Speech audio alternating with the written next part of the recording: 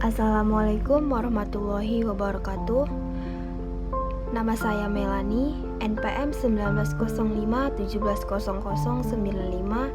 kelas 6B Akuntansi Pagi. Nah, di sini saya akan menjelaskan mengenai sampling audit dalam pengujian substantif.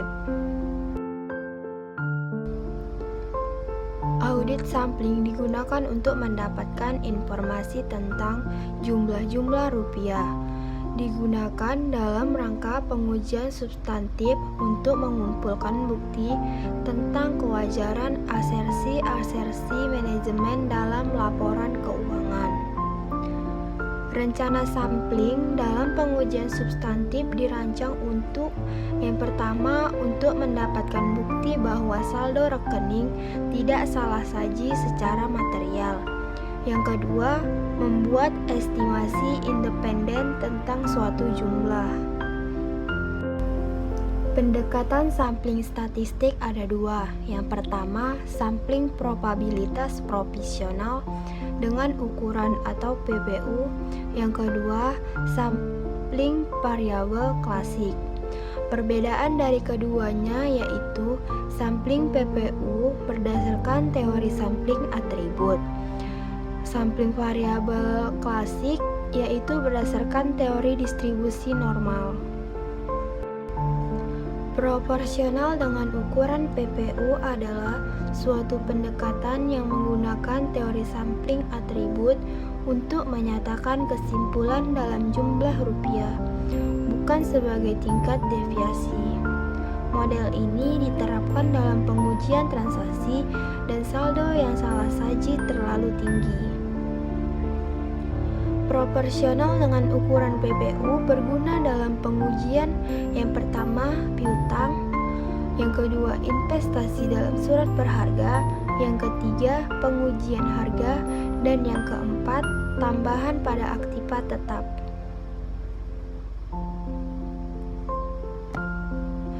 Tujuan umum sampling PPU adalah untuk mendapatkan bukti bahwa saldo rekening menurut catatan tidak salah saji secara material. Menentukan metode pemilihan sampel. Yang pertama, metode yang paling banyak digunakan dalam sampling PPU adalah pemilihan sistematik. Yang kedua, metode ini membagi total rupiah populasi menjadi interval-interval rupiah yang sama. Rumusnya yaitu IS sama dengan NB per N.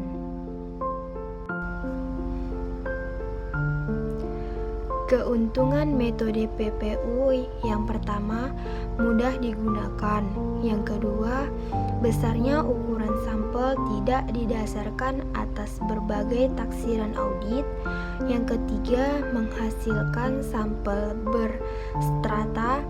Yang keempat, secara otomatis mengidentifikasi tiap unsur. Yang kelima, menghasilkan sampel yang kecil. Dan yang keenam, dapat dirancang lebih mudah. Kerugian metode PPU ada 5. Yang pertama, didasarkan asumsi. Yang kedua, jika salah saji terlalu rendah, maka sampel memerlukan pertimbangan khusus. Yang ketiga, pemilihan saldo nol memerlukan pertimbangan khusus. Yang keempat, evaluasi PPU melebihi GSR bila ada salah saji dalam sampel. Dan yang kelima, jika jumlah salah saji meningkat. Sampling variabel klasik ada 3 metode. Yang pertama, mean per unit atau MPU, yang kedua selisih, dan yang ketiga rasio. Menentukan ukuran sampel menggunakan metode MPU. Faktor-faktor yang mempengaruhi ukuran sampel. Yang pertama, ukuran populasi atau jumlah unit. Yang kedua, estimasi standar deviasi populasi. Yang ketiga, salah saji ditoleransi. Yang keempat, risiko keliru menerima. Yang kelima, risiko keliru menolak. Dan yang keenam, rencana cadangan risiko sampling. Keuntungan metode sampling variabel ada 3. Yang pertama, sampel mudah diperluas. Yang kedua, saldo nol dan saldo tidak biasa tidak memerlukan rancangan khusus. Dan yang ketiga, jika ada perbedaan besar antara nilai audit dengan nilai buku, tujuan auditor dapat terpenuhi dengan ukuran sampel kecil. Kerugian metode sampling variabel ada 2. Yang pertama, lebih kompleks untuk membutuhkan bantuan komputer untuk merancang sampel yang efisien dan mengevaluasi hasil sampel. Yang kedua, untuk menentukan ukuran sampel harus memiliki estimasi atas standar deviasi dari berbagai karakteristik dalam populasi.